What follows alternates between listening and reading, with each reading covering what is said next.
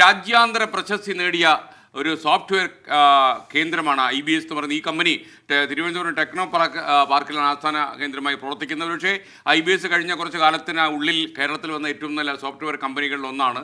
Ernakulam info പാർക്കിൽ ഈ IBS software campus മുഖ്യമന്ത്രി പിണറായി വിജയൻ ഇന്നലെ ഉദ്ഘാടനം ചെയ്തു. IBSന്റെ പൂർണ്ണ ഉടമസ്ഥതയിലുള്ള കേരളത്തിലെ രണ്ടാമത്തെ ക്യാമ്പസാണ് കൊച്ചിയിൽ ഉദ്ഘാടനം ചെയ്യപ്പെട്ടത്. ഇൻഫോ പാർക്ക് ആദ്യ ഫേസിലെ 4.2 ഏക്കറിലാണ് IBS സോഫ്റ്റ്വെയറിന്റെ പുതിയ ക്യാമ്പസ്.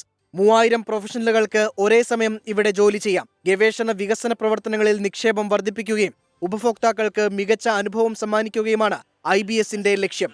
വ്യോമയാന സോഫ്റ്റ്വെയർ രംഗത്തുൾപ്പെടെ വിപ്ലവകരമായ മാറ്റങ്ങളാണ് IBS കൊണ്ടുവന്നത്. We will be commissioning all of it. It has 14 floors. We have done 4 floors. We will be doing another 3 more floors, and perhaps by the next year we will complete the build-up of this and occupy all of these floors, which then become a major investment in the state of about 300 crores. IBSന്റെ വളർച്ച കേരളത്തിലെ വ്യവസായ സൗഹാർദ്ദ അന്തരീക്ഷത്തിന്റെ നേർസാക്ഷ്യമാണെന്നാണ് പുതിയ campus ഉദ്ഘാടനം ചെയ്ത് മുഖ്യമന്ത്രി പറഞ്ഞത്. കേരളത്തിൽ പിറവിയെടുത്ത ഒരു ആധുനിക സാങ്കേതിക വിദ്യാ സംരംഭമാണിത്.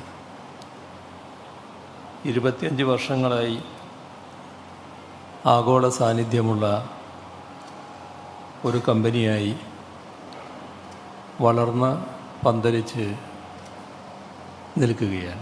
ഹോസ്പിറ്റാലിറ്റി മേഖലയിൽ കൂടുതൽ മികച്ച ഇടപെടൽ നടത്തുന്നതിന് അമേരിക്ക ആസ്ഥാനമായി പ്രവർത്തിക്കുന്ന എബവ് പ്രോപ്പർട്ടി സർവീസ് എന്ന കമ്പനിയെ ഈ വർഷം ആദ്യം IBS ഏറ്റെടുത്തിരുന്നു. 750 കോടി രൂപയുടേതായിരുന്നു ഈ ഏറ്റെടുക്കൽ. 24 കൊച്ചി. എന്തായാലും നമുക്കെല്ലാം അഭിമാനമുള്ളൊരു സ്ഥാപനമാണ് IBS. അതിൻ്റെ വളർച്ചയിലൊരു നാഴികക്കല്ലാണ് ഇന്നലെ മുഖ്യമന്ത്രി ഉദ്ഘാടനം ചെയ്തത്. ഒരുപക്ഷെ ഒരു മലയാളിയുടെ സംരംഭം എന്ന നിലയിൽ ഇവിടെ വിജയിക്കുകയും രാജ്യാന്തര തലത്തിൽ പ്രശസ്തി നേടുകയും ആദരവ് നേടുകയും ഒക്കെ ചെയ്ത ഒരു വലിയ സ്ഥാപനമായി IBS വളർന്നു കഴിഞ്ഞു. അതിന് കൂടുതൽ വിവരങ്ങളിലെത്തട്ടെ എന്ന് നമുക്ക് 24 ആശംസിക്കാം.